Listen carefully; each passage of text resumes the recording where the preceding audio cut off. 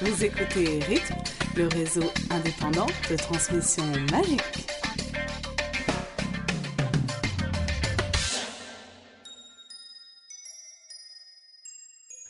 Bonjour et bienvenue dans l'épisode 25 de la Rythme. Alors comme vous l'avez entendu dans l'épisode 24, nous avons eu des petits problèmes techniques. C'est pourquoi juste après dans l'intro vous entendrez « Bienvenue dans l'épisode 24 de la Rythme ». C'est normal, à l'époque on pensait que ce serait le 24.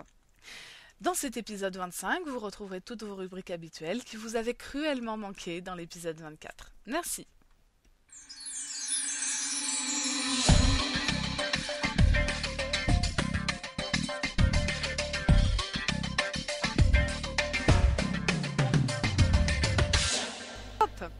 Salut, c'est la Rythme et l'épisode 24. Alors, avec nous ce soir, Daddy Girl. Bonjour. Bruno, Elena et pas Aïlis, hélas. Ouais, non, pas non. Salut. Et non, pas Aïlis parce qu'elle n'a pas internet chez elle. Voilà, alors nous avons une petite pensée pour elle ce soir. Quelle nouvelle? Ah oui, d'abord une très très grande nouvelle. La seule nouvelle, il n'y a qu'une nouvelle, mais c'est même pas la peine de mettre un pluriel. Et je la dédicace personnellement à Bruno. La photo de Harry et Ginny. Voilà, donc un épisode spécial consacré entièrement à cette première photo tirée de Harry Potter et le Prince de Sang Mêlé, dans laquelle on voit Harry et Ginny s'enlacer. C'est pas la première photo, mais... Je veux dire, ça mérite bien. C'est la première photo Ça où on les mérite voit bien comme un ça. épisode Donc entier. l'épisode 24, l'épisode 25 et l'épisode 26 seront entièrement consacrés à cette photo. Et toutes les rubriques habituelles. Et je pense qu'elle le mérite.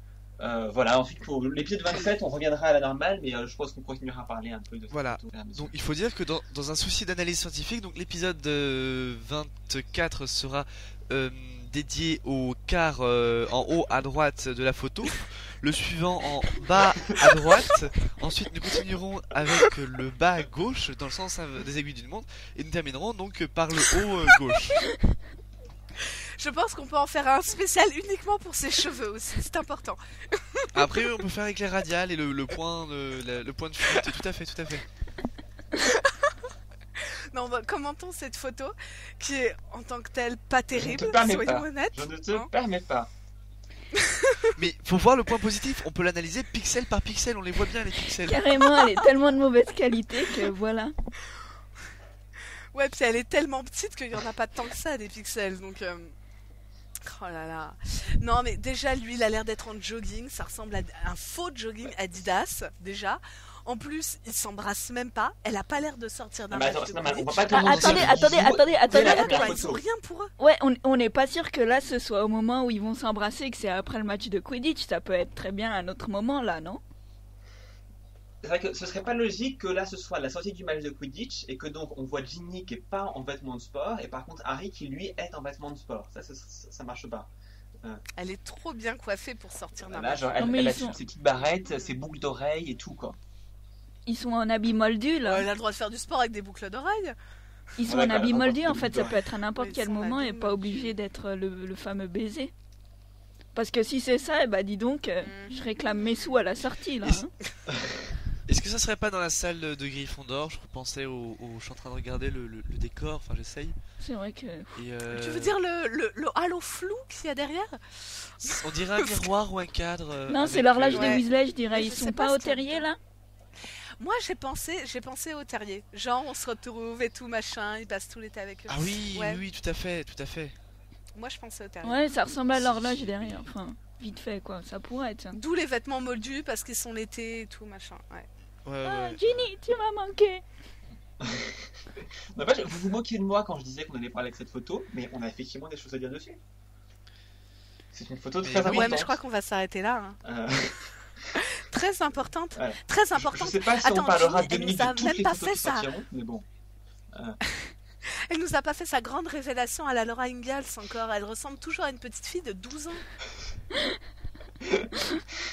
Attends, autant Harry, on a l'impression qu'il a pris un petit peu. Pareil, Ron, il a pris au moins 40 cm. Il est sexy. Elle est pas sexy. Attends de voir son visage en entier au moins avant de dire ça. Ça se trouve, ils ont fait quelque chose d'absolument extraordinaire. En fait, on est Non, resté bloqué non. à l'image de la fillette de 12 ans dans La Chambre des Secrets, déjà qui est le film le pire de tous, quoi. Donc, on est resté à cette mauvaise image. Mais c'est de sa faute à elle, c'est elle qui évolue pas. Mais en même temps, qui sait si les réalisateurs n'ont pas voulu nous faire ressentir ce qu'a ressenti Harry au cours de ces années-là, à savoir, est-ce que en diffusant volontairement une image de mauvaise qualité, gnangnan, on les voit pas, elle est jeune là-dessus, est-ce qu'on va pas, en voyant le film, avoir la même révélation, cette même relation que Harry a eu donc dans le livre 4, à savoir, on va la voir, on va dire, oh, mais elle est magnifique. Ouais, il faudrait changer d'actrice dans ces cas-là. C'est ça qui est important. Oui, Au milieu du 6, dans le que film tout 6. d'un coup, elle sait que c'est une petite fille, et bam. Donc c'est normal que jusqu'au film Ouais. 5, on a encore l'impression que c'est une petite fille. Dans le film 6, D'accord, mais j'ai c'est l'impression qu'on l'aura vraiment. J'espère qu'on l'aura vraiment ce moment quand même. Hein. Ah bah, de toute façon, Ginny, Eh c'est un ben, personnage vraiment génialissime, donc forcément, ce sera très bien. Merci J'espère. Bruno pour le mot de la fin. Voilà, c'était donc l'intro. Je suis sûre que vous êtes content d'avoir eu exactement près de 5 minutes sur cette photo. Alors on a quand même Voilà. d'autres choses bien C'est au de la programme. faute à Pruno, ça. On a quand même une discussion sur le tome qui va venir, et on va également parler de Quoi nouveaux textes écrits par Caroline. Voilà, génial. La faculté de magicologie. Récemment, nous avons eu le grand bonheur de découvrir 2 nouveaux textes de J.K. Rowling. Alors le premier, c'est un discours qu'elle a donné à l'université de Harvard, qui est l'université la plus prestigieuse au monde. Et donc à la fin de l'année, lors de la remise des diplômes, on invite quelqu'un de très connu comme Bill Gates ou Kofi Annan ou John Fitzgerald Kennedy, enfin quelqu'un de pas totalement idiot, à donner un discours à tous les nouveaux diplômés de Harvard. Et cette année, c'est J.K. Rowling qui était choisie. Alors elle avait un peu la pression, puisqu'elle faisait un discours à des gens qui, enfin d'une certaine façon, ils vont sans doute avoir plus d'influence dans le monde qu'elle. Mais elle s'en est très bien tirée. Elle a eu une standing ovation qui a duré un quart d'heure, et elle a fait un discours qui s'appelle « Les bienfaits de l'échec et l'importance de l'imagination ». Donc elle a fait ce discours qui est notamment sur l'imagination, mais dans un sens que moi j'ai trouvé un peu surprenant. C'est-à-dire que, étant quelqu'un qui écrit des livres sur un monde imaginaire, la magie, etc., on s'attendrait à ce qu'elle parle de l'importance d'imaginer, d'avoir encore une âme d'enfant, je sais pas. Enfin, en fait, elle parle de l'imagination dans le sens que, en gros, il faut avoir un très grand cœur et qu'elle arrive à se mettre dans la peau de gens qui ont eu moins de chance qu'elle, des gens qui ont été soumis à la torture, au deuil, etc. Et elle parle donc de l'imagination qu'il faut pour pouvoir se mettre dans la position d'autres personnes. Et elle parle notamment de son expérience quand elle travaillait à Amnesty International, où des histoires absolument horribles lui passaient devant les yeux tous les jours. Et donc elle dit que, à cause de ça, l'imagination est particulièrement importante pour elle. Moi, j'avoue, cet extrait m'a carrément étonné. Enfin, cet extrait, disons, ce passage Amnesty International. Et disons que c'était extrêmement étonnant. Je suis d'accord, elle nous parle de tout un monde de sorcellerie, de magie, tout ça. Et là, elle nous parle de choses extrêmement graves, poignantes et compagnie. J'avoue, c'était limite. Enfin, moi, j'ai presque été choquée par ce qu'elle nous disait, parce que vraiment, c'était. Disons, on n'est pas habitué à entendre ça, quoi, de sa part. Bah carrément, moi aussi ça m'a fait ça. Enfin, quand je pensais que à l'importance de l'imagination, elle parlait de ça au début, je pensais ouais, elle va nous parler de la magie et compagnie, et en fait non quoi. Ouais, elle commence avec quelques petites blagues, une référence à Harry Potter. Sinon tout le monde rigole, c'est génial. Genre tu sais que tout le monde dans la salle a lu les bouquins. J'avoue, moi j'ai adoré, hein. Exactement, c'est que tu vois, elle s'adresse quand même aux diplômés de Harvard, qui n'est quand même pas rien, donc elle succède à Kofi Annan et compagnie, et là elle te fait la blague du sorcier gay, quoi, mais c'est énorme, en sachant très bien qu'ils l'ont tous lu. Et en plus elle nous dit, ouais de toute manière, je suis persuadée que ce dont vous vous rappellerez, ça sera ça et tout, ou si vous vous rappelez que de ça, c'est que mon discours aura servi à rien et tout. Franchement, mais j'ai trouvé ça drôle. Ça, c'est du vrai Rowling, tu vois. Quand elle nous parle d'Amnesty International, quelque part, ça ressemble plus à son côté. Je m'investis dans des associations, les mères célibataires avec enfants, tout ça. La sclérose en plaques. C'est plus ce côté-là de J.K. Rowling, en fait, qu'on a retrouvé. En même temps, enfin, les blagues de début de discours, c'est un peu un passage obligé de tous les discours américains. Que ce soit les hommes politiques, donc voilà, beaucoup plus que les discours en France ou enfin dans le monde francophone, dirons-nous. Donc il y a ça. Je tiens juste à apporter l'attention sur le fait que les blagounettes en revanche ce sont vraiment des textes qui sortent du cœur, dans la mesure où si on compare l'extrait audio sonore qui a été traduit donc sur la Gazette par les bons soins de notre ami Pruneau et la transcription telle que déposée à la Society même à la présidente qui organisait la cérémonie de remise, on voit donc sur la transcription c'était maintenant j'essaie de me calmer et de me convaincre, je suis à la plus grande convention de fans d'Harry Potter, qui est devenue dans le discours à la plus grande réunion Gryffondor du monde. Voilà. Donc c'était prévu, mais c'est pas tout à fait non plus ce qu'elle avait prévu, et elle s'est laissée dériver pour le bien finalement, parce que la blague est plus rigolote comme ça que dans l'autre, parce que quand j'ai lu la transcription, anglaise originale, je me disais mince, faut donc être à Harvard pour être parmi les plus grands fans d'Harry Potter du monde. Bon. Non, mais là, la plus grande maison Gryffondor et tout. Mais encore, tu vois, elle prend le parti pris que tout le monde l'a lu. Et tout le monde l'avait lu avant, enfin, je pense, en plus. Je trouve ça marrant. Au moins, je l'estime, quoi. C'est-à-dire que tout le monde comprend la blague. De toute façon, qui ne connaît pas Harry Potter? Ouais, mais Harry Potter, temps... les manches-morts, la blague du sorcier gay, enfin, tu vois, ça va au-delà de l'Ordre du Phénix qui est sorti, tu vois. Donc moi, je trouve ça sympa. En même temps, permettez-moi de faire un parallèle. Tu dis qu'elle prend le parti que tout le monde l'a lu, et c'est assez rigolo parce que finalement c'est exactement l'inverse de ce qu'elle a fait quand elle est passée à l'UCD à Dublin, où donc elle venait faire une lecture où sachant qu'il fallait se battre littéralement pour avoir les places et faire la queue pendant un nombre incalculable d'heures, elle avait pris, donc au milieu de fans acharnés, elle avait pris le parti de poser la question: est-ce que quelqu'un ne l'a pas lu tout de même, au cas où, pour pas gâcher la lecture, voilà. Oui, mais ça, je crois donc, que c'est une petite blagounette aussi, non? C'est pareil, c'est l'intérêt de... Fallait bien prendre son public à contre-pied, c'est assez intéressant. Ouais, ça, j'ai trouvé ça marrant. Et donc, en ce qui concerne l'échec, moi, j'ai trouvé ça génial quand même de parler de l'échec à des diplômés d'Harvard. Les mecs, ils sont, comme tu dis, ils sont diplômés de la plus grande université du monde. Bon, toutes mes salutations. Mais elle le dit, quoi. Entendu. Oui. Oui, elle le dit, quoi. Vous êtes diplômé et tout. Enfin, c'est plutôt une mise en garde que l'échec peut arriver à tout le monde, quoi. Et puis, après, chacun a sa définition de l'échec et tout, quoi. Donc, c'est pas parce qu'ils sont diplômés de Harvard que, voilà, quoi, que ça peut pas leur arriver. Et que ça reste que... Oui, bah si c'est des gens qui estiment que ne pas être entré au gouvernement, voilà, c'est 30 ans. Mais d'un autre côté, elle leur dit surtout qu'on apprend beaucoup. Eux, évidemment, ils ont peut-être pas connu beaucoup l'échec, mais que c'est grâce aux échecs qu'elle a appris beaucoup, et c'est comme ça qu'on apprend dans la vie. Et ça, moi, j'ai trouvé ça... ça reste une vérité, quoi, c'est vrai, et je trouve ça vachement bien de leur remettre les points sur les i. Parce que des échecs, ils en ont peut-être pas connu... Ils en ont certainement connu, comme elle dit, ça serait présomptueux de dire qu'ils n'ont pas connu l'échec, ne serait-ce que sentimental ou je ne sais quoi. Mais non, je trouve ça bien de remettre un peu les choses là-dessus. Je trouve ça pas mal. Au final, je pense que ce discours ressemble plus d'influence sur nous, les fans de Harry Potter, qui le lisons parce que c'est J.K. Rowling, que sur les diplômés de Harvard, qui me comptaient d'une oreille, mais qui n'avaient qu'une idée en tête, c'est qu'ils n'étaient plus étudiants et qu'ils avaient enfin pas rien dans la vraie vie. Et à mon avis, comme elle le dit très bien, le lendemain, ils l'auront oublié, quoi. Voilà, et qu'ils attendaient le champagne qui les attendait derrière. Voilà, comme J.K. Rowling avec son...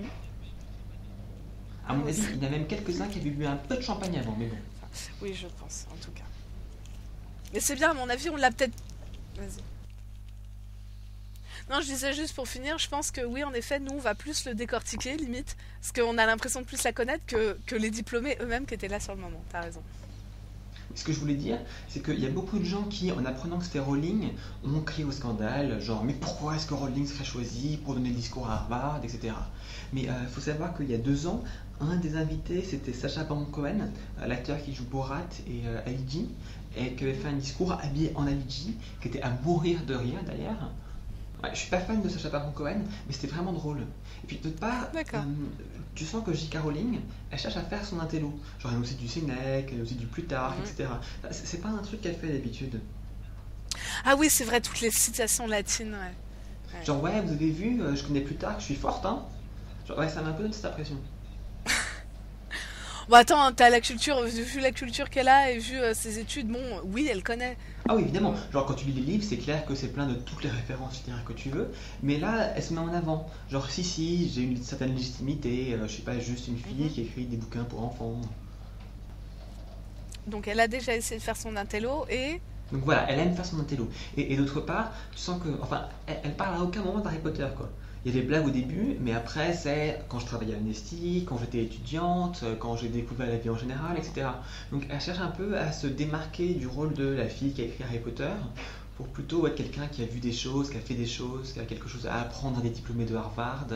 Elle cherche à se présenter sous un jour un peu différent. Mais elle a eu raison en même temps, c'était Oui. ce qui est attendu. Je pense, oui, parce qu'elle s'adapte au contexte, justement, elle n'est pas dans une convention Harry Potter. Donc, Mais je commente, je c'est critique bien. pas. Oui, t'as raison. Eh bien, nous abondons dans Dans le ton sens de ton sens. commentaire. Voilà. Et nous enchaînons sur... Oui, nous enchaînons sur un autre texte écrit par J.K. Rowling qui est encore plus excitant. Alors il y a un mois, peut-être deux, Waterstones, qui est la principale chaîne de librairie en Angleterre, c'est un peu comme la Fnac en Angleterre. Oui, mais que les livres. Enfin bon, bref, c'est pas ça qui est important. Ce qu'il faut savoir, c'est que Waterstones a contacté 13 auteurs. Bon, 13, ça porte malheur, mais c'est pas grave. Et ils leur ont donné une carte postale. Alors, c'est pas grand une carte postale, hein.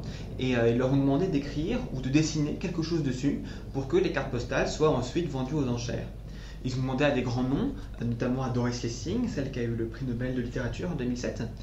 Mais la carte postale qui s'est vendue le plus cher, forcément, c'est celle de J.K. Rowling. Et alors elle a écrit dessus ce qu'on appelle une préquelle. Alors les Québécois préfèrent peut-être antépisode, mais donc en tout cas c'est une histoire qui se passe avant le début de Harry Potter. Moi, je préfère prequel. Une Un prequel. extrait, voilà.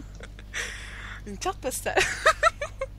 Vas-y, raconte. Alors la carte postale elle s'est vendue aux enchères pour 32 000 €, ce qui n'est pas énorme quand tu réfléchis. Ah. Parce qu'on a déjà parlé il y a quelques épisodes 32 000 de cette carte 32 postale 000 qu'elle € avait pour ce écrite, petit bout de juste papier, avant la quoi. sortie du tome 5, qui avait genre 93 mots, alors c'est court 93 mots, et c'était sur ce qui allait se passer dans le tome 5. Elle l'a mis en vente aux enchères pour une autre œuvre caritative, et ça s'est vendu à peu près au même prix, 25 ou 30 000 €.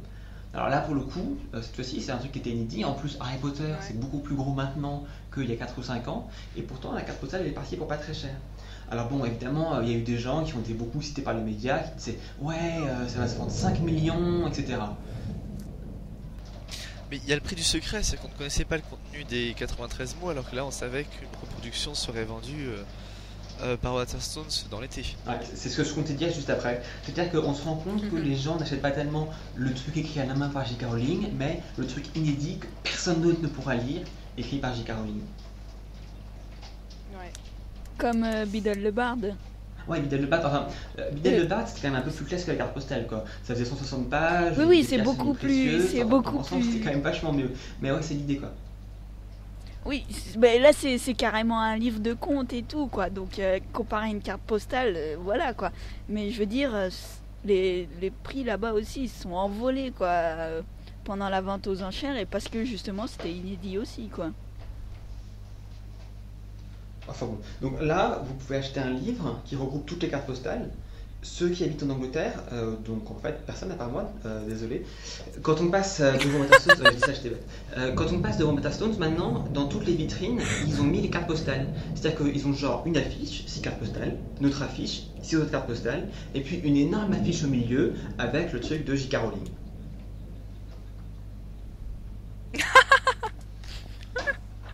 Il n'y a pas qu'en Grande-Bretagne, hein, en Irlande c'est pareil.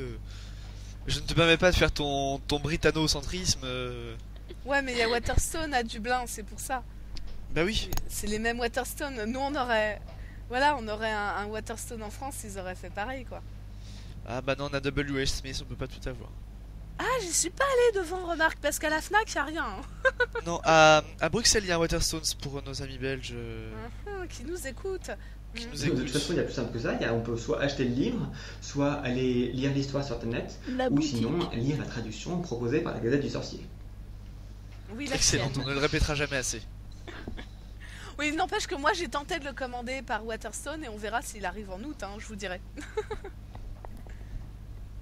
Non, bah attends, il faut qu'il traverse une Bon. mer, là. Et si on s'intéressait à cette histoire là, au lieu Oui. de divaguer sur les prix ou sur... Oui, alors l'histoire parle des maraudeurs. enfin ouais, Sirius et James, quand ils avaient un peu moins de 20 ans, ça se James passe et 3 ans Sirius. avant la naissance de Harry, donc ils avaient 18 ans en fait. Ils sortaient tout juste de Poudlard. On ne sait pas s'ils avaient eu un discours pour la remise des diplômes, mais en tout cas ils sont en plein première guerre contre Voldemort, et ils sont donc membres de l'Ordre du Phénix. Alors on a cette histoire où ils sont sur la moto Sirius, celle qui va ensuite donner à Hagrid, et ils sont poursuivis par 2 policiers moldus, et au moment où les policiers vont les arrêter, arrivent 3 mange-morts, en tout cas des méchants, donc 3 autres sorciers. Et alors là, James et Sirius, un petit coup de baguette sur la voiture, et ils écrasent les mange-morts qui fuient sans demander leur reste, et les 2 policiers, pantois, les regardent s'envoler sur la moto. Ouais, tu sais que on nous a annoncé la prequel et moi je m'attendais à un truc machin et tout, ça va être génial. Et en fait, moi je suis un petit peu restée sur ma faim parce que finalement je trouve qu'on parle presque plus des policiers que ce qui nous intéresse vraiment. Je sais pas, je suis la seule à avoir pensé ça ou...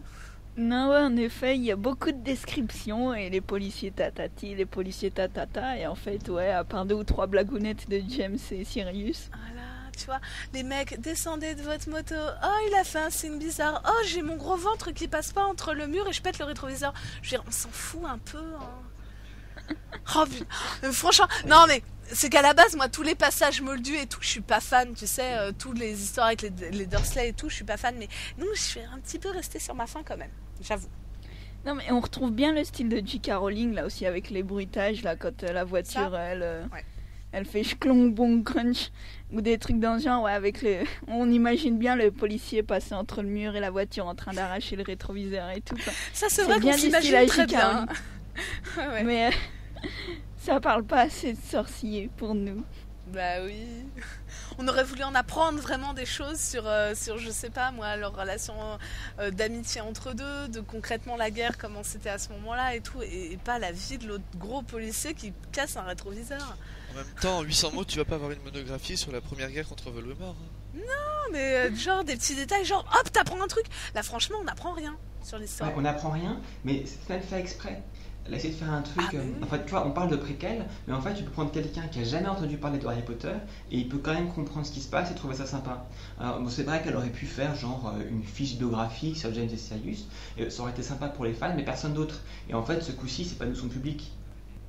Si. Non, puis il y aurait Non, livré mais que pas cette une façon. biographie. Pas une biographie, mais carrément un extrait de vie, moi j'en sais rien. Ou une petite anecdote comme ça, mais avec plus de détails pour nous, pour nous les fans.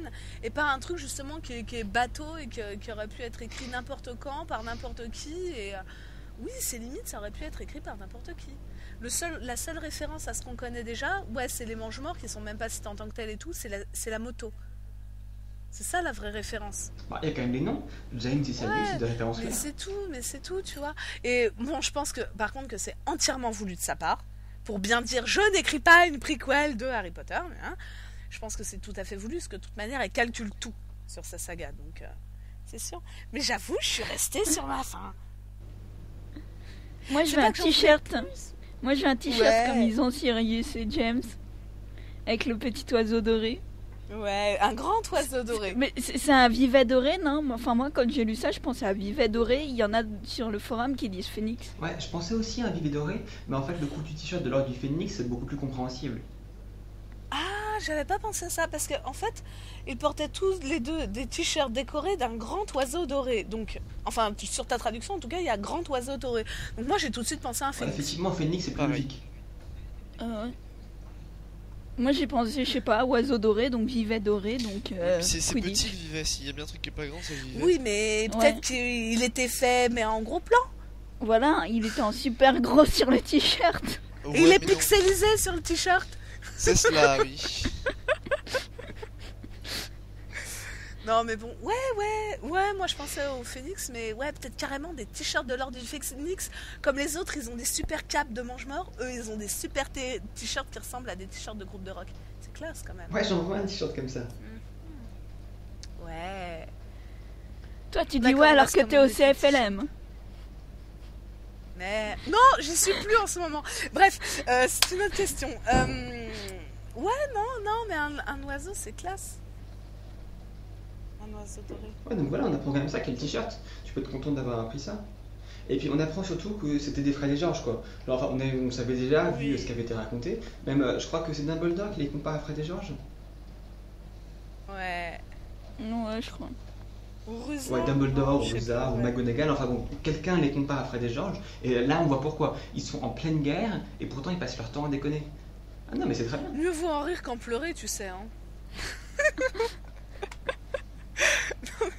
Voilà. Non, mais ça reste fidèle à l'image qu'on se faisait. Et donc là, c'est vrai que comme tu dis, ce qu'on apprend, c'est que ça confirme en fait l'image qu'on se faisait d'eux par ce petit extrait. C'est vrai.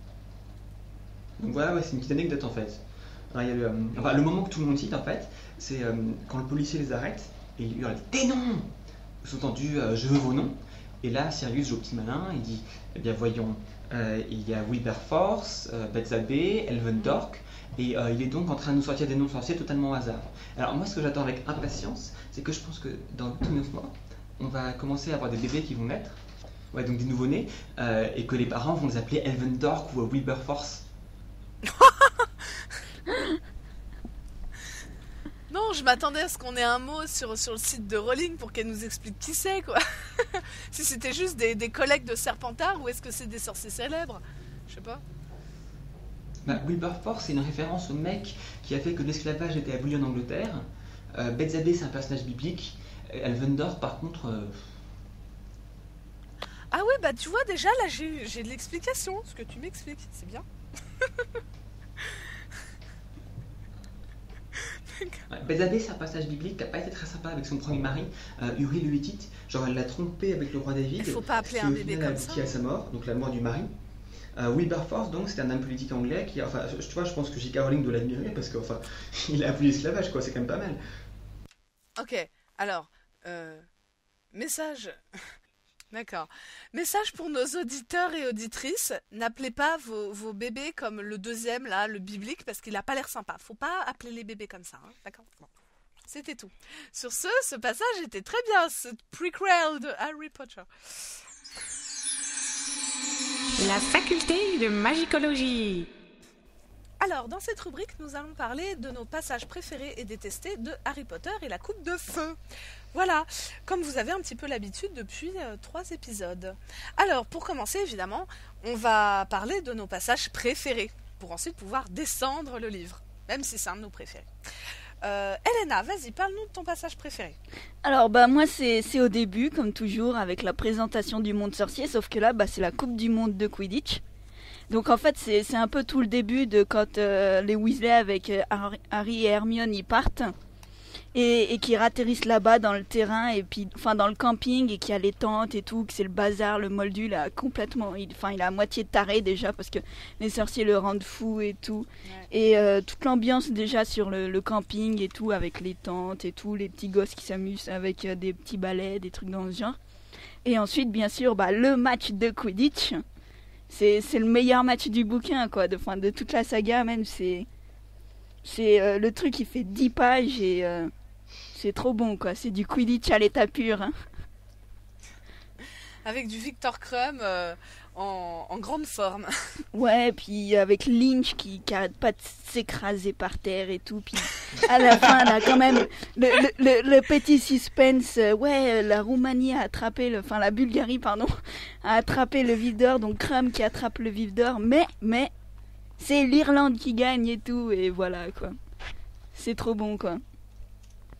C'est clair, c'est un match original dans son score final, quoi. Et puis non, puis c'est vrai que tout le monde sorcier avec ce sorcier qui met une chemise de nuit de femme, tout ça. Oui, carrément, là aussi, on a explosé de rire en même temps qu'Hermione, là, quand l'autre il dit que ses bijoux de famille veulent prendre l'air et tout. Et il y a aussi les Vélanes aussi, et puis les Farfadets qui se battent sur le terrain. Enfin, je crois qu'il y a les Vélanes qui se battent avec l'arbitre à un moment. Avec les Farfadets. Et tout, puis... Ouais, mais oui, et puis tout le monde qui devient hypnotisé par les Vélanes et tout, Hermione, oui, bon, ça suffit, là, maintenant, hein. Ouais, et puis il y a aussi Winky qu'on découvre. Oui. Winky, là, quand Harry découvre, oh, Dobby, et puis l'autre, elle fait, oh, monsieur m'a appelé Dobby, mais je ne suis pas Dobby. Enfin, bref, avec un nouvel elfe de maison. Et par contre, après, avec la marque des ténèbres, ça devient un peu moins rigolo, mais... Oui, tu peux le dire. Ouais. Mais ça reste intéressant quand même. Non, c'est du grand Quidditch et puis ouais, plein de nouveaux trucs en fait. Les pubs, tout ça, il y a plein de trucs nouveaux. C'est vrai que c'est sympa. Puis aussi les jumeaux qui commencent aussi avec leur un peu avec leur boîte à flemme, leur pari et tout, puis leur petit tour de magie. Ouais. On avait déjà un aperçu avec chez les Dursley avec les pralines longue langue et puis là avec les baguettes qui se transforment en poulet et puis tout ça. Et... Ouais, c'est Voilà. vachement sympa. Toujours la découverte du monde sorcier. Pruno, tu veux nous faire part de ta scène préférée?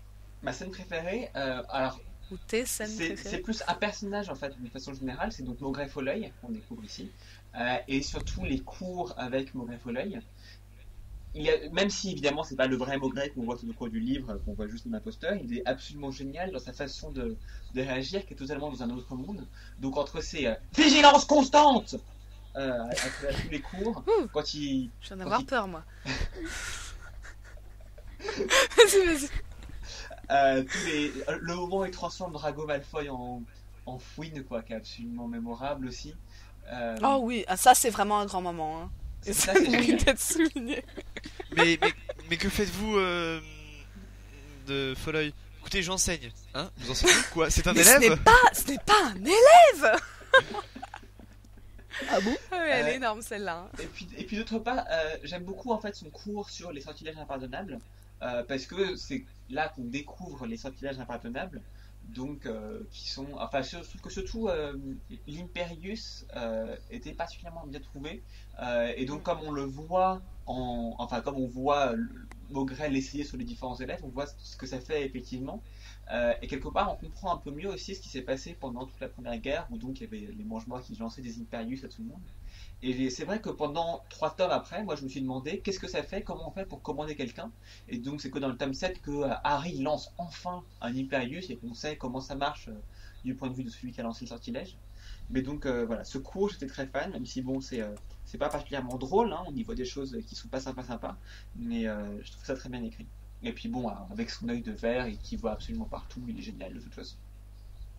Ouais, puis c'est surtout moi ce que j'ai adoré, c'est que on sait enfin, enfin que je me trompe pas, mais enfin on connaît enfin la signification de la cicatrice. L'histoire de la Vada Kedavra, on le connaissait pas avant. Oui, enfin pas la cicatrice, mais la lumière verte, en tout cas on l'a compris. Ouais, la lumière verte qui était associée, Ouais. machin, cicatrice, ça rebondit, machin. Et franchement, et là, il y en a qu'un seul qui a jamais survécu à ce sortilège. Et là, on fait, ok, c'est bon. C'est toi, Harry. Oh putain! Franchement, c'est énorme. Pareil, tout le passage avec Neville et tout.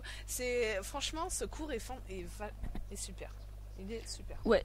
C'est hyper intéressant. Mhm. C'est du bon cours, pas comme avec Gilderoy Lockhart. C'est vraiment du. Oui, là, on peut dire un de leurs meilleurs cours. Digal? Alors, mon passage préféré, c'est un peu après, c'est l'arrivée des écoles.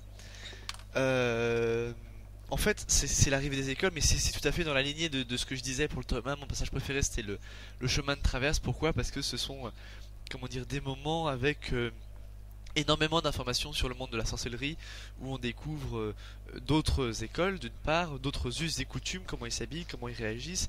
Madame Maxime, qui aussi a une ossature forte, dirons-nous. Les chevaux, Le l'arrivée bateau. de Durmstrang en sous-marin. Bref, c'est un moment où on voit, c'est une fenêtre sur le monde sorcier non anglophone qui est appréciable. Bah déjà avec la Voilà. Coupe du Monde de Quidditch, on avait un aperçu aussi un aperçu plus mondial, international, en dehors de l'Angleterre, on va dire. Et là, avec les écoles, ça nous ouvre encore plus les portes. Ouais. Je trouve Oui. que dans ce bouquin, on reste pas cantonné qu'à l'Angleterre, hein, et c'est pas mal. C'est clairement le tome qui est ouvert vers l'extérieur. Hein. Ouais. Et justement, Tout du long, c'est ça. c'est même assez étonnant parce qu'en lisant le tome 4, beaucoup de gens s'attendaient à ce que justement par la suite, on découvre que Voldemort, après avoir conquis l'Angleterre, chercherait à s'étendre plus loin et qu'il y aurait quelque chose qui ressemblerait vaguement à une guerre entre différents pays ou que sais-je. Et en fait, non, dans le tome 7, il n'y a quasiment rien qui se passe à l'étranger, quoi. Il y a Voldemort qui part genre en Albanie, et peut-être en Allemagne, je sais plus où, pour chercher la baguette. Il y a un ou deux sorciers étrangers qui arrivent. Mais dans l'ensemble, on dirait que les autres pays européens n'en ont absolument rien à faire qu'il y ait une guerre civile parmi les sorciers en Angleterre. Mais je pense qu'il n'a pas eu le temps de conquérir le monde, parce que tous les Ah méchants ouais. veulent conquérir Ouais. le monde. Il n'y a pas eu le temps, mais d'habitude, dans un truc comme ça, les pays voisins vont venir en aide à leurs partenaires ou quelque chose comme ça. Est-ce Oui, que tu crois qu'il y a l'ONU des sorciers? Ouais. Je suis pas Bah, sûre. il y a la Confédération internationale du secret magique. Dans le code international du secret magique qui a été fait par la Confédération. En Fédération Oh, internationale des la sorciers, non confédération des Nations Unies sorcières. Donc oui, mais c'est vrai que c'est extrêmement segmenté comme vie. C'est limite. On se demande même si Beaubaton a subi des répercussions pendant les années 85 du fait de la montée de Voldemort au pouvoir à ce moment-là. Parce que c'est vrai qu'il aurait... Les années 85, moi je dirais quand même avant. Hein. Étant donné que Harry Voldemort il a disparu, on devait être en 80. En 80. Oui, pardon, ouais. oui, Ah, vers mais les non, années mais 70. Harry est mort Harry est né en 80, donc il avait 1 an et ça devait être en 80. Mais bon. Oui, Et voilà. les années 70, c'est vrai qu'on 75 on plutôt. se demande. Bon, bref. Ces années-là, hein, Ça arrive. D'accord. j'en étais sûr. Je suis désolée. Et moi, je suis Miss Référence, c'est comme ça. Hein. D'accord, Ouais. donc c'était l'arrivée. Et c'est vrai que Victor Crumb a donc énormément de classe avec son manteau de fourrure, donc designé par Jean-Paul Gaultier. Non, d'accord. Je crois. Voilà. Classe. Même s'ils veulent un petit peu étonner les voisins, toujours, genre on arrive, on roule des mécaniques, mais bon, c'est pas grave, c'est pour le plaisir des yeux. Et donc moi, pour Non, terminer, non, la je coupe. Un petit morceau avant. Parce que c'est juste après Diggle, c'est une horrible cicatrice, souvenir d'un passé tragique, défigure le visage, par ailleurs charmant de Harry Potter. Vous aurez tous reconnu ce passage mémorable de Rita Skeeter. Ah, faut l'avouer, ce personnage quand même, il claque quoi. Dans le bouquin, je l'adore. Il a Voilà. mourir de rire. Il est absolument immonde, quelle horreur. Enfin, je parle du personnage, bien entendu. Que j'aime beaucoup mieux dans le 5. Oui, c'est dans le 5 où elle est toute décrépite, machin.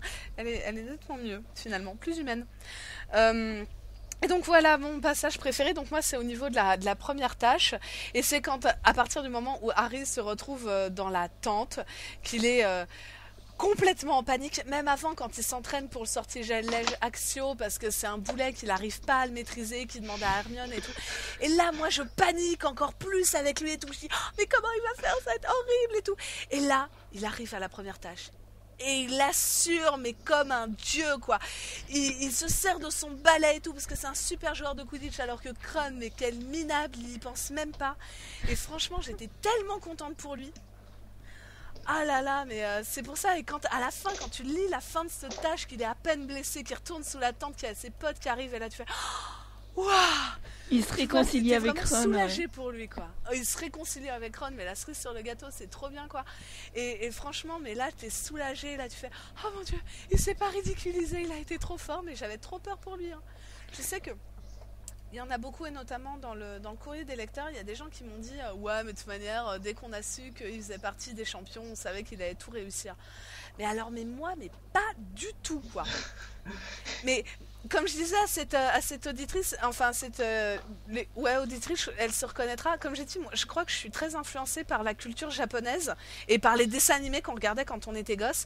Et à ce moment-là, tous les héros japonais, ils perdaient, mais dans leur échec, ils apprenaient quelque chose. Un truc sur l'amitié, sur le courage, machin, et ils échouaient tout le temps. Olivier D'où Tom, il l'importance ratait de l'échec vachement et de souvent. l'imagination. Exactement. Et le côté japonais, c'est vachement comme ça. Et là, moi, je me dis, ouais, il va se planter, mais il va réussir après, tu vois, juste à la fin. Et non, dès le début, il y arrive. Et j'étais trop contente pour lui, quoi. Il apprend le Asio et la fin de Wronski, là, ou de Ah ouais, la fin de Wronski, comme dirait il Hermione. assure, Non Ouais, il assure grave, j'étais trop contente pour lui. J'adore ce passage, voilà.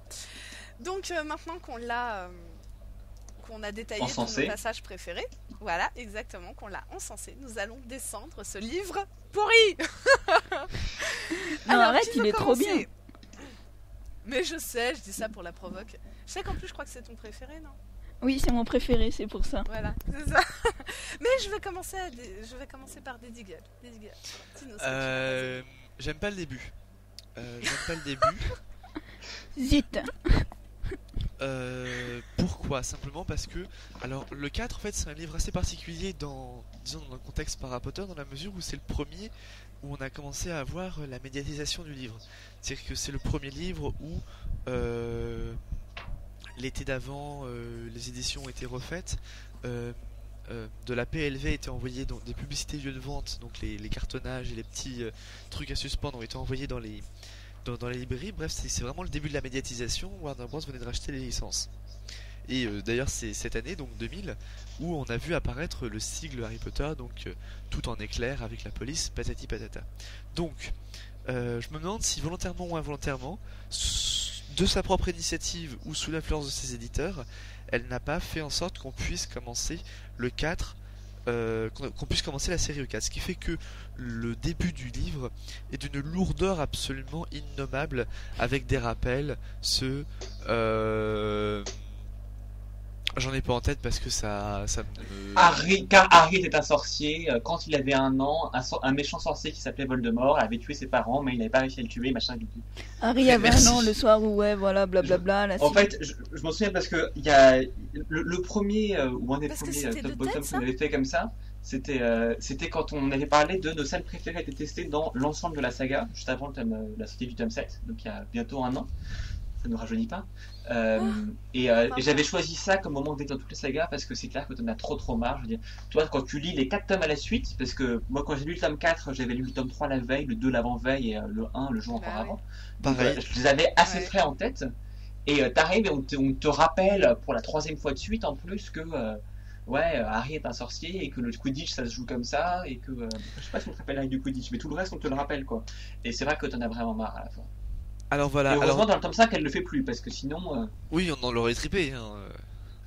Mais alors là, ce qu'il faudrait faire en fait, c'est n'eût été la crainte de se fâcher avec notre écrivaine préférée.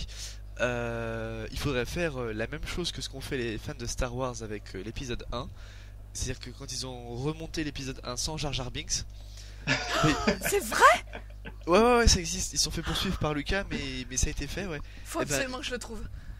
Il faudrait réécrire le début en retirant toutes les phrases parasites qui nous embêtent. Mais des fois, J.K. Rowling dit, elle l'a dit plusieurs fois, je voudrais reprendre les 7 livres et je trouve qu'il y a des longueurs, il y a certains passages qu'il faudrait virer. Et ben ça, c'est le truc à virer en priorité, c'est tous ces rappels. Ne servent à rien. Mais à côté de ça, je trouve que quand même le premier chapitre est relativement original. Malgré tous les rappels qu'il y a après, je trouve que le premier chapitre à Little Angleton, il est pas mal parce qu'il change des autres et tout. On commence pas pile sur Harry. Après, on aura d'autres intros avec le ministère anglais cette fois-ci. Mais je l'ai trouvé pas mal quand même le début. Parce qu'en plus, on a une autre vision des choses, une vision très moldue et tout. C'est vrai que le chapitre 1 est bien. Mal. Ouais, mais le 2 est relou. Voilà, je suis d'accord. Bref, je suis en train de voler la scène détestée de Deagle, je suis désolé, mais j'étais très d'accord avec toi. non, mais c'est bien. Bah justement, tu vas enchaîner parce que donc après le début, on a le milieu qui ne nous plaît pas. Donc vas-y Bruno et puis j'enchaînerai. Oui, alors il y a un autre truc qui moi me déplaît profondément, c'est toute cette histoire d'elfes de maison et en particulier la société d'aide à la libération des elfes ou que sais-je. Donc c'est ce truc fondé par Hermione, la SALE, la salle donc. Et c'est tellement relou. Enfin, genre J.K. Rowling voulait que Hermione ne soit pas juste la petite intello, mais qu'elle commence à s'engager et tout, et que ce soit un peu comme J.K. Rowling elle-même quand elle était jeune, qui partait à Amnesty, etc. Mais là, le truc qu'elle fonde, ça n'a aucun intérêt. Elle nous en parle tout le temps, et à la fin, vraiment, Harry et Ron en ont marre, mais alors nous aussi. Et puis, on en a fait marre depuis longtemps. Hein. Ah oui, mais même de base, les elfes de maison, moi je ne les aime pas. Il y a Dobby, à la limite ça passe, mais alors Winky, ah non, ouais, ça va pas du tout. Elle m'insupporte. Et les autres, genre, là sous les yeux, j'ai cette phrase d'un elfe de maison. Je vous demande pardon, Miss, mais les elfes de maison n'ont pas le droit d'être malheureux tant qu'il y a du travail à faire et des maîtres à servir. Ah bon, ça va. Bravo. Moi, je tiens quand même à souligner que Bruno fait super bien l'elfe de maison, parce que déjà qu'il nous doublait super bien les voix de femmes, mais alors là, la voix de l'elfe de maison est énorme. Hein. Attends, tu te souviens de la voix de Voldemort à la lecture le 21 juillet? Je me rappelle trop dans notre auberge et tu nous faisais toutes les voix, c'était énorme. Non, vas-y, continue. Bref. Donc les elfes de maison sont chiants. Bref, je n'aime pas les elfes de maison.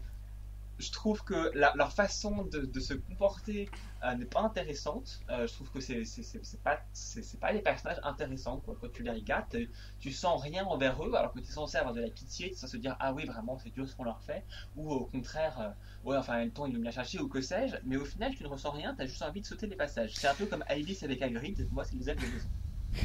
Oui, parce que faisons une petite parenthèse, Alice, je suis sûre que tu nous entendras. Et je pense que parmi tes passages détestés, il y aura Hagrid. On sait. Voilà. Mais non, pour revenir aux elfes de maison, bon, c'est clair que personne ne les aime et qu'on devrait avoir de la pitié qu'on n'en a pas vraiment. Mais non, il y en a un seul qui est intéressant, c'est Créature. Parce que lui, il a un vrai passé.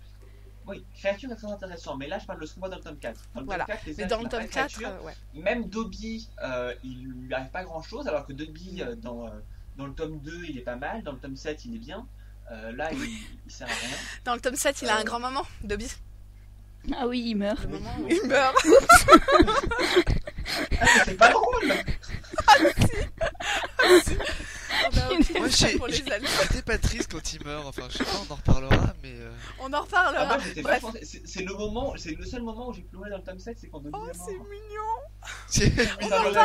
On en parlera dans 3 épisodes. Attends, d'accord. Mais donc, pour revenir sur la salle, quelque chose qui est assez que je regrette, c'est que il n'y ait pas eu plus d'introspection de la part de. Enfin, la salle est intéressante, mais rétrospectivement. Elle est intéressante à partir du tome 7. Et je regrette que Hermione n'ait pas eu, comment dire, une introspection en se disant mais Dumbledore et ses aventures avec Grindelwald donc for the greater good, pour leur bien, est-ce que finalement transposer à la salle, c'est pas ça, elle essaie de les aider contre leur volonté. C'est un graffiti qui avait été relevé dans je sais plus quel commissariat d'un pays colonisé qui dit si vous ne le faites pas avec nous, vous le faites contre nous. Et là c'est vraiment ça, elle essaie de les aider contre leur propre volonté, ce qui fait que finalement que les ancrer dans leur situation et quelque part elle les braque. Voilà. Donc c'est vrai qu'on pourrait faire un parallèle entre Hermione et Dumbledore Grindelwald dans leur recherche obstinée d'un bonheur dont les personnes elles-mêmes ne veulent pas et ne souhaitent pas. Voilà. Mais alors, ça veut dire que Hermione est lesbienne? Oui, elle sort avec Ginny. Allez, go. Non, j'ai pas compris. Oh, alors là, tu l'as cherché. Elle sort avec Ginny. Bien vu, Elena. Oh là là. J'enchaîne parce que sinon, alors là, on part dans un débat qui sera sans fin. Moi, j'enchaîne. Ce que je n'aime pas. J'imagine la scène avec les actrices. Oh non, on enchaîne. Ensuite, on va nous dire que on va se faire des fausses images ensuite sur les personnages. Bref. Revenons à nos moutons. Ginny, elle est très bien et elle est avec Harry et avec moi. Attends. T'as fumé là. Parce qu'en plus, elle trompe son mari. Non, une femme adulte, ça ne va pas du tout. Je me permets de rectifier quand je dis je m'imagine la scène avec les actrices. Dans un cadre Harry Potter, ça veut dire que tout au plus, elle se tiendrait délicatement la main en se regardant de manière langoureuse, bien évidemment. On n'aime pas me faire dire ce que je n'ai pas dit. La morale est sauve. La morale est sauve. J'enchaîne. Le passage que je n'aime pas, c'est toute la partie où Harry doit s'occuper de son œuf et qu'il ne s'en occupe pas. Genre, et que tous les autres, notamment Hermione, lui demandent « Alors, tu t'es occupé de ton œuf ? Oh non. Alors, tu t'es occupé de ton œuf ? Oh non. Alors, tu t'es occupé de ton œuf ? Oui, bien sûr. Oui, je m'en suis occupé. » Non mais ce qu'on peut dire, c'est qu'il les envoie littéralement se faire cuire un œuf. Pas mal. Merci. Ça aurait été peut-être même plus utile parce que là c'était chiant. À la limite, le passage dans le bain est marrant parce qu'on s'imagine Harry avec toutes ses bébés et tout, c'est mignon. Mais en tant que fille, bien entendu, je ne passe même pas sur Ginny, moi. Pas sur Harry non plus d'ailleurs. Mais cette histoire d'œuf, avant en fait qu'il s'en occupe vraiment. Tout le temps, mais ça nous parasite au moins 3 chapitres, quoi. On se dit, mais vas-y, fais quelque chose, là. Bouge-toi un petit peu. N'attends pas la semaine juste avant pour pouvoir réviser tes partiels, quoi. Non. C'est un peu pareil. Au moins, demande à Hermione, quoi. Va voir Hermione, voilà. Lui, j'ai besoin de fais quelque chose, bouge. Il a tellement été brillant dans la première tâche, et puis là, la deuxième, il se traîne. Et voilà, ça m'ennuie à force qu'on lui demande et qu'il dise oui, puis à la fin, il ment carrément ouvertement. Moi, ça m'ennuie, voilà. D'ailleurs, puisque tu parles de deuxième tâche, je trouve ça assez stupide qu'il ait voulu sauver les 2 autres en pensant qu'ils allaient mourir. C'est vrai que... Oui, c'est pas ma préférée non plus. C'est stupide. J'aime bien quand les jumeaux se foutent de sa gueule pour ça, justement, dans le film. Tu as fait un acte de bravoure et de je sais plus trop quoi, oui. C'est sûr qu'il l'a pas volé. Hein. Et pour terminer, donc, Elena, toi, c'est plutôt vers la fin. Oui, parce que c'est la folie de Monsieur Crouton. Et pas tout le chapitre, en fait, parce que le début est pas mal, parce que là, on a la super page où Winky est complètement bourré, donc c'est pas mal. Ensuite, on a Hermione qui reçoit J'aime pas Winky. On a ces lettres où Hermione reçoit... Non, mais ça nous fait penser à d'autres elfes de maison. C'est espèce de dévergondé. Et c'est après que ça commence à devenir un peu lent et tout. Enfin, j'aime pas trop. C'est donc quand l'autre là, il apparaît sur le terrain, là, Monsieur Crouton, là, à Poudlard, et que Harry il est en train de parler avec Crom et tout pour l'histoire d'Hermione et tout, puis il apparaît, puis voilà, il me gonfle. Les autres, ils le voient en train de parler à un arbre, et puis ouais, non, bah ça va. Ouais, non, il est en train de parler à un arbre, et puis voilà quoi. Il m'a saoulé, Crouton, là. En même temps, c'est pas de sa faute, parce qu'il est à moitié fou. Bah, c'est pas de sa faute, il est fou. Ouais. Bon, c'est sûr, c'est pas un des passages les plus réussis. Je te l'accorde. Mais après, c'est sûr que c'est important parce que ça entraîne plein de choses. Mais bon, voilà. Ouais, mais je sais pas. Ok. Un commentaire? Non. Bon, bah voilà. Pensons donc à toutes les scènes d'Hagrid pour Ailis. Et puis, n'hésitez pas donc à nous envoyer vos scènes préférées, scènes détestées du tome 4 ou même des suivants. Voilà. Merci beaucoup.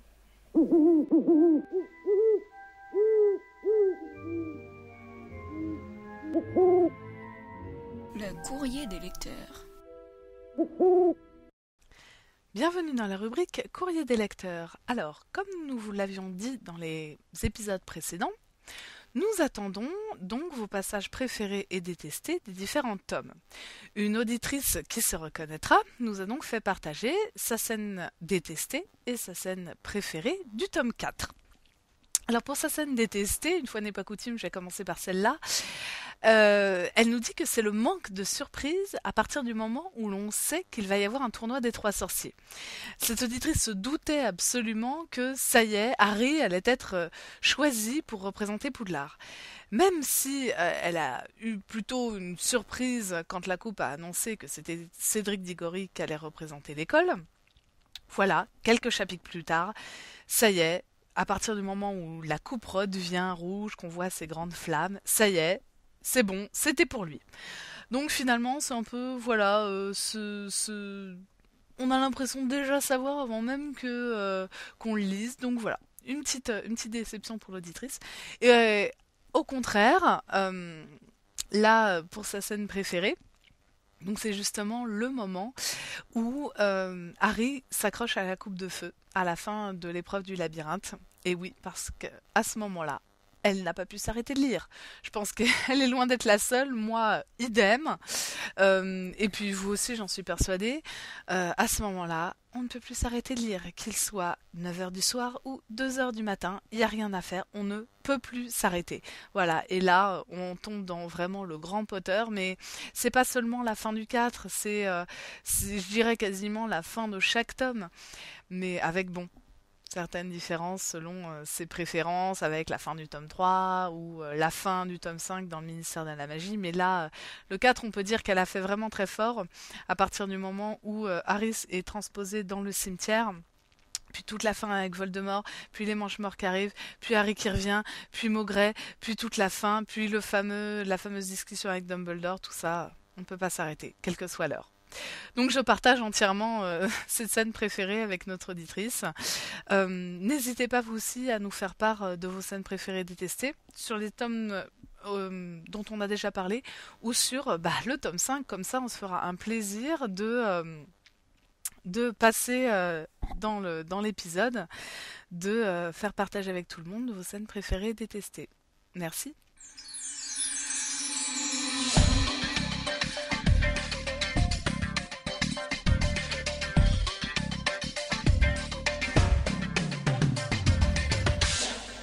Et c'est déjà la fin de l'épisode 24 de la RITM. Merci à tous de l'avoir suivi. Donc, comme d'habitude, voici comment vous pouvez nous contacter. Vous pouvez nous envoyer un mail à ritm@gazette-du-sorcier.com. Vous pouvez également envoyer un fichier audio par mail. vous pouvez discuter de cet épisode et de tous les autres sur le forum, qui est vers le bas de l'index du forum de la Gazette du Sorcier. Et vous pouvez nous laisser un message audio sur Skype, au pseudo gazette-du-sorcier. Alors à ce sujet, je voudrais d'une part dire que si vous avez essayé de laisser un message récemment et que ça n'a pas marché, c'est de ma faute, j'en suis désolé. J'avais oublié de payer l'abonnement annuel à la boîte vocale, donc il y a eu une semaine ou deux où vous ne pouviez pas laisser de message. Et d'autre part, de toute façon, personne ne laisse de messages, donc nous sommes très malheureux, laissez-nous des messages. Quand vous laissez un message, autant que possible, essayez de ne pas avoir trop de bruit derrière vous, parce que s'il y a votre mère qui passe l'aspirateur ou votre frère qui joue de la guitare, on va rien comprendre de ce que vous racontez. Donc essayez d'éviter les bruits autour de vous. Et alors, si vous ne savez pas comment vous en envoyer un, donc il faut utiliser le logiciel Skype, SKYPE, qui est gratuit, qui est très bien, il permet d'appeler plein de gens dans le monde. Faut nous ajouter comme contact, mais vous avez juste besoin donc d'entrer le pseudo gazette-du-sorcier. Il y aura un petit point d'interrogation à côté de notre pseudo, et là, ça y est, vous pouvez nous appeler sans qu'il y ait eu de la validation de notre part ou quoi que ce soit. Contrairement à pour la plupart des gens, vous pouvez tout de suite appuyer sur le bouton vert et nous appeler, et vous entendrez ma voix suave, vous réciter un message de répondeur, et vous pourrez nous laisser votre message à votre tour. Et nous serons très contents de l'écouter.